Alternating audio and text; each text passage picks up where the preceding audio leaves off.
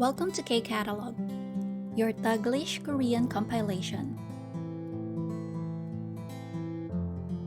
KIIP Level 1 Unit 15 ng textbook pa rin tayo. Nasa Vocabulary and Grammar Part 2 na tayo. So let's start with vocabulary. Ang sabi, 날씨가 어때요? How's the weather? Kamusta daw ang panahon? As you can see, we have our map and we have the name of the place. So yung pangalan ng country and city. And then we have yung icon for weather forecast and also yung description or yung pinaka-weather mismo.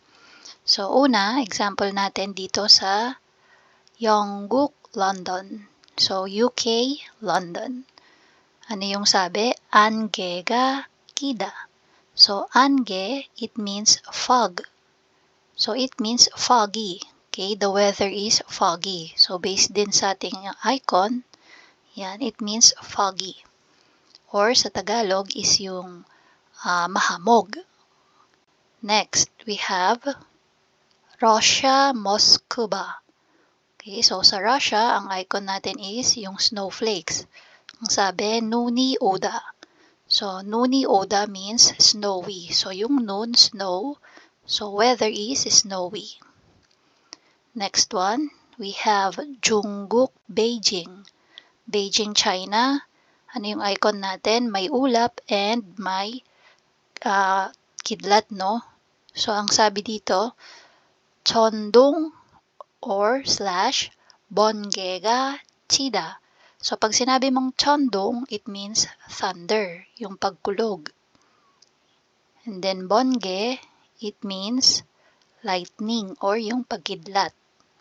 Yan. So, partner siya, no? If manonotice nyo yung description sa weather, ay usually 2 words siya. 안개가 끼다, 눈이 오다. Dito, 천동 치다 or 번개가 치다. 천동이 치다, 번개가 치다. Yan. Tapos, another one is sa Hanguk Seoul. So, dito, meron tayong sunny na icon. Malta. Pag sinabi mong Malta, it means clear. Okay, the weather is clear or pwede ding sunny. Next, Miguk, New York. So, New York, USA. Yung icon natin ay mga clouds. Sabi niya, 구름이 끼다. So, gurum, it means cloud. So, yung weather ay cloudy. Next, dito naman, Philippine, Manila. So, sa Manila, Philippines, so meron din siyang icon ng cloud. Pero ang description sa kanya ay 흐리다. So, pag sinabi mong 흐리다, hazy. Okay? Hazy or malabo. Okay? So, it may be because of the dust. Okay? Maaring dahil sa alikabok, kaya malabo. Or may namumuong mga maninipis na ulap, kaya malabo. So, again, 흐리다, hazy, malabo yung iyong pagtumingin ka sa kalangitan, no? Hindi siya clear. Next one, Vietnam, Hanoi. Yan. So, nakita nyo may droplets. So, biga, uda. B, it means rain. So, yung weather is rainy. And then, Egypt, Cairo. So, Cairo, Egypt. Yung ating icon ay yung hangin or air. Okay, so barami bulda. Baram is air or wind. So wind, kaya ang weather ay windy. Yan. So ito yung ating mga words na may kinalaman sa weather forecast. Okay? Sabi dito, 지금 서울 날씨가 어때요? Now, how's the weather in Seoul? So tingnan natin yung mapa. Again, balikan natin, no, si Seoul, ayan. So, clear yung weather niya. Malta. Kaya sinagot niya, sabi niya, malgayo. So, ginawa niya lang present form yung, Malta. So, sabihin natin, palitan natin yung Seoul, gagawin nating New York. Ayan. So, 지금, so yung city na Seoul, magiging New York. Okay, papalitan natin. So, 지금 뉴욕 날씨가 어때요? How's the weather in New York? So, Dito nga ang sabi, gurumi kida. So, papalitan lang natin yan. Gagawin natin gurum, tapos yung kida, gagawin nating present form, magiging kyoyo. Yan. Again, meaning cloudy. Another one, sabihin natin, punta tayo sa Egypt. Ano yung city ng Egypt? Cairo. So, 지금 Cairo. 날씨가 어때요? So, yung sagot ay 바람이 불다. Magiging 바람이 불어요. Okay? So, gagawin mo lang present form, yung bulda. 바람이 불어요. Another grammar number 2 na tayo, no? For level 1, unit 15. So, we have 명사 plus 보다. That's noun plus 보다. Ang sabi dito, 앞의 것이 비교 대상임을 나타낼 때 사용해요. So, use when expressing comparison. So, bigyo means comparison.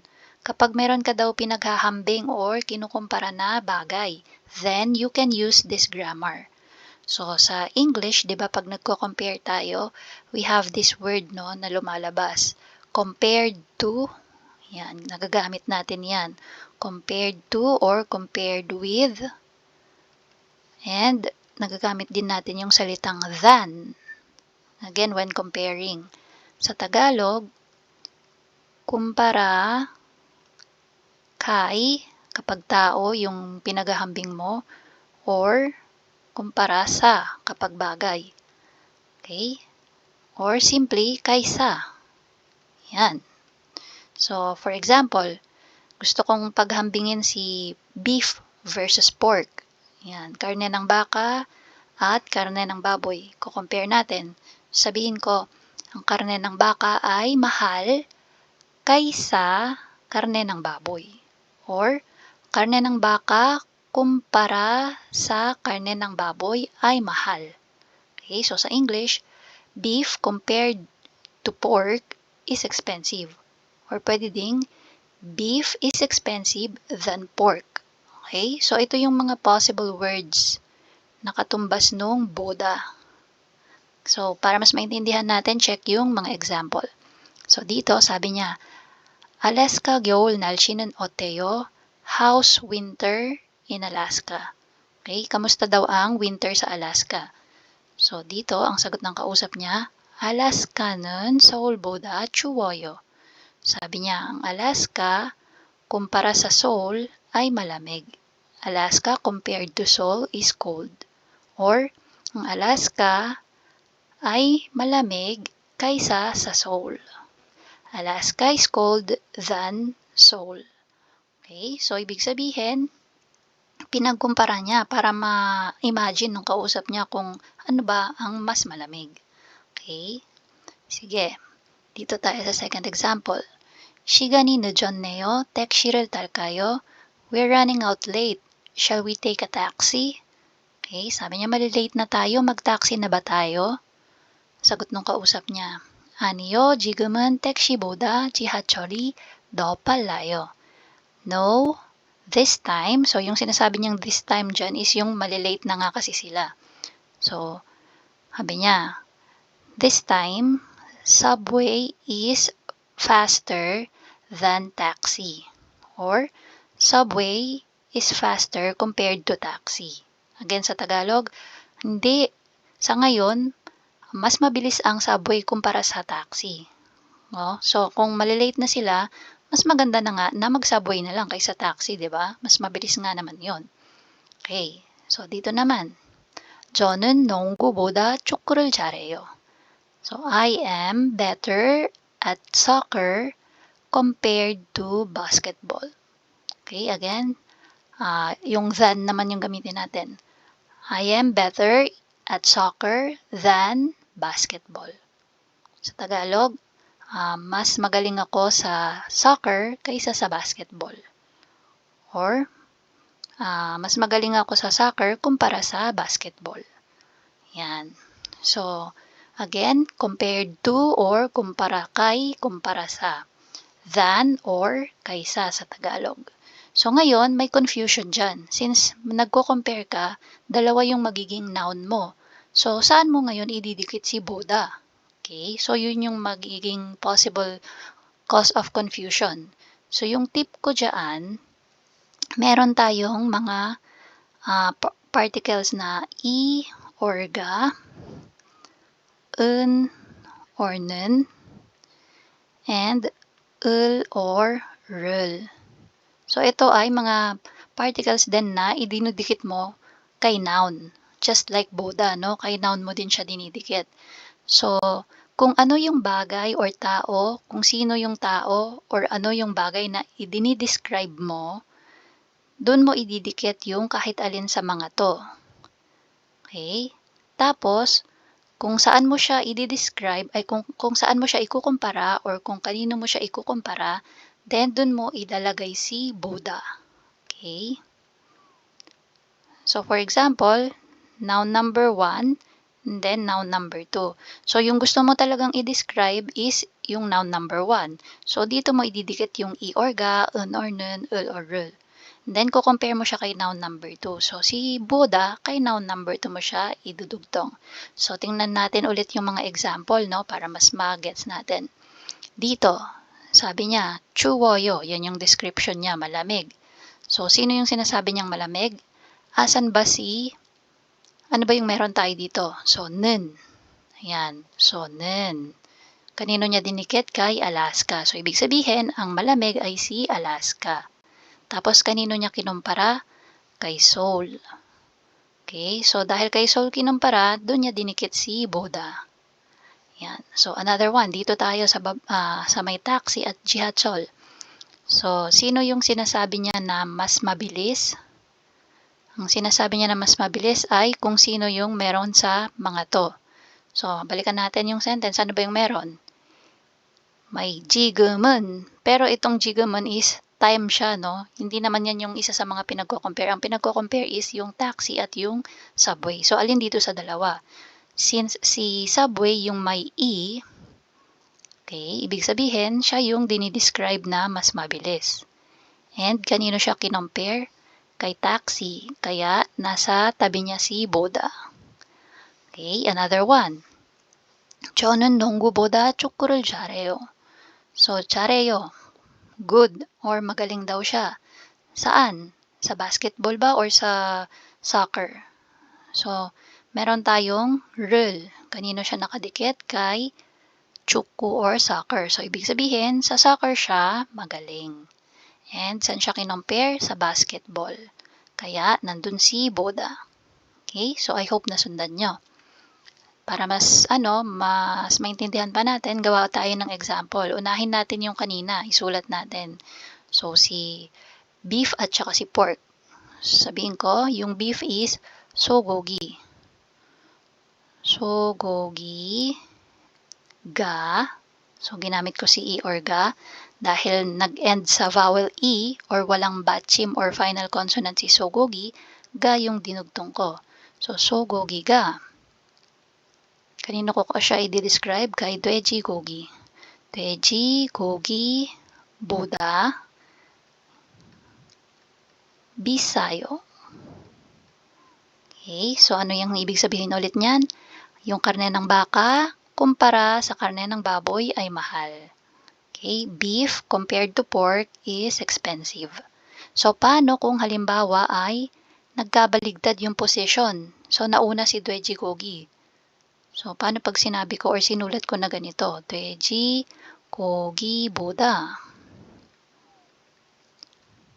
So, gogi, ga, bisayo. So, if I write it like this, does it change the meaning? No, it does not. Same pa rin. As long as tama ka ng pagkakadikit kay Buddha at kay i or ga, same ang meaning niyan. So, nagkapalit man sila ng posisyon, nauna man si Dweji Gogi, still, yung sinasabi mo dito ay si Sogogi. So, yung meaning is the same. So, maiiba lang yan kung halimbawa, ang sinabi ko na ay Sogogi Buddha Dweji 고기가 비싸요. So what if ganyan na yung sinulat ko? That time, the meaning changes. So this time it means pork is expensive. Okay? So si pork na yung mas mahal kasi sa kanya na nakadikit si ga. Okay? Yan. So I hope na nasundan. So another example para mas good tayo. So sabihin natin, gamitin natin yung ul or rul. So ibig sabihin, gagawa tayo ng sentence na katulad nito. Yan. So sabihin ko, ang example ko is yung one piece. Again, one piece, ang tawag nila sa mga dress dito ay one piece. So si one piece at si pantalon, pants. So gusto kong sabihin na mas gusto ko ang mga dress kaysa sa pantalon. So sabihin ko, 저는 바지보다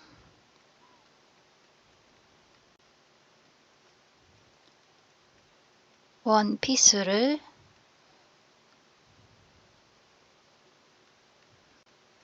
좋아해요. Okay, so 좋아하다, verb. Okay, so since ginamit natin yung ul or rul, so kailangan ang kasunod natin is verb dapat. So 좋아해요, verb. Ibig sabihin ko dyan, ako, mas gusto ko or gusto ko ang dress kaysa sa pants. Okay? I like dress compared to pants. Yan. So, I hope na gets nyo po. Para naman sa rule, madali lang yung rule. So, dito, you just simply add boda right after the noun. So, 작년, 작년보다. Russia, Russia보다. So, it doesn't matter if it ends with the vowel or consonant. Wala pong kaso. Just add boda. So, katulad niyan, 작년 ends with the final consonant niyon. Inad niya lang si boda. Russia ends with the vowel. Still, just add boda. Okay? Now, i-apply natin yung ating grammar na myong sa plus boda. Okay? So, ang sabi dito, 다음을 비교해서 말해보세요. So, mag-compare daw tayo, no? So, example natin, we have yung noun number 1, noun number 2. 백화점 and 시장. Department store versus market. Tapos ano yung description? 옷값이 비싸다. So, expensive daw ang price ng clothing. Okay, mahal ang mga damit. So, ang example niya is 백화점이 시장보다 옷값이 더 비싸요. Okay, so again, ano yung pagkakadescribe? 더 비싸다. Okay, so mas mahal daw. 더 비싸요. 더 means mas or more. Okay, 비싸다 naging 비싸요. Okay, so si 비싸다 naging 비싸요. Tapos, sino yung dinidescribe niya dito? So, nasan yung ating iga, 은는, 을을? So, ito. 백화점, 이. So, siya yung mahal or mas mahal. Kanino siya kinompared? Kay 시장. Kaya si boda nasa tabi ni 시장. Yan. So, sabi niya, 백화점이 시장보다 옷값이 더 비싸요. The department store, compared to market, the price of the clothes are more expensive. So, yung sa department store, kumpara mo sa market or sa palengke, ang presyo ng mga damit ay mas mahal. Sige, tingnan natin yung number 1. So, we have New York versus Seoul. Ano yung description? 눈이 많이 오다. So, kung titingnan natin yung picture, saan nga ba mas maraming snow?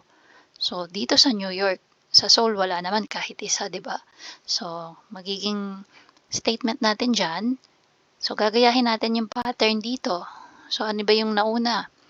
백화점이. Kung ano yung nasa description. 더 비싸요. So, dito, 눈이 많이 오다. So, maraming snow. So, malamang New York yon. So, si New York, ang lalagyan natin ng E or ga. So, New York E. Okay, tapos kanina natin ko compare kay Seoul. So, kay Seoul natin idudugtong yung boda. And then, ano yung description? Nuni, mani, oda. Magiging nuni, mani, wayo. So, magiging dadagdagan mo lang si oda ng ayo. So, nuni, mani, wayo. Again, ano ibig sabihin yan? Sa New York, kumpara sa Seoul, ay maraming snow or ma-snow. Okay? Mani, wayo. For number 2, we have Beijing and Seoul. So, dito ang sabi sa description, 인구가 많다. So, pag sabi mong 인구, it means population. Okay? So, sa picture natin or sa drawing natin, medyo malabo yung mga numbers pero it's pretty obvious naman na mas mataas ang population ng China compared sa Korea. So, yung Beijing, siya yung i-describe natin na mas mataas or mas madaming population. So, gagawin natin, Beijing. So, gamitin naman natin yung or nun this time. So, Beijing-i, Beijing-en, pareho, pwede nyo gamitin. So, Beijing-en. Kanina natin i-compare kay Seoul. Seoul보다. Tapos, yung description. 인구가 많아요. Ayan. So, ang sabi ko dyan, yung Beijing compared to Seoul, population is high. Okay? Mas mataas or mataas ang populasyon ng Beijing kumpara sa Seoul. Number 3, A 식당 versus B 식당. Ano yung description? 손님이 많다. So again, maraming 손님. Ano yung 손님? 손님 is customer. Okay, so based sa picture natin, saan ba mas maraming customer? Si A 식당. Okay, so again, magiging A 식당이 B 식당보다 손님이 많다, magiging 많나요. Okay, meaning, yung restaurant A, kumpara sa restaurant B, ay maraming customers. Okay? So, I hope nasundan natin, no? Number 2, 여러분 고향 날씨가 어때요? 한국 날씨와 비교해보세요.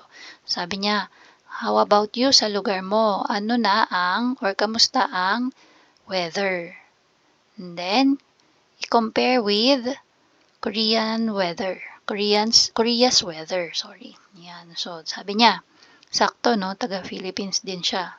So, Pilipinan, 더워요. Sabi niya, mainit sa Pilipinas. 한국보다 더 더워요. So, again, yung 더 is mas or sa English, more.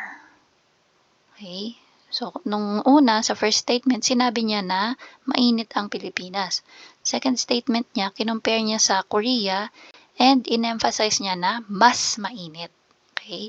Compared to Korea, it's hotter. Ayan. Or the weather is hotter compared to Korea. Okay. And that's it. If you find this video helpful, please hit the like, share, and subscribe button.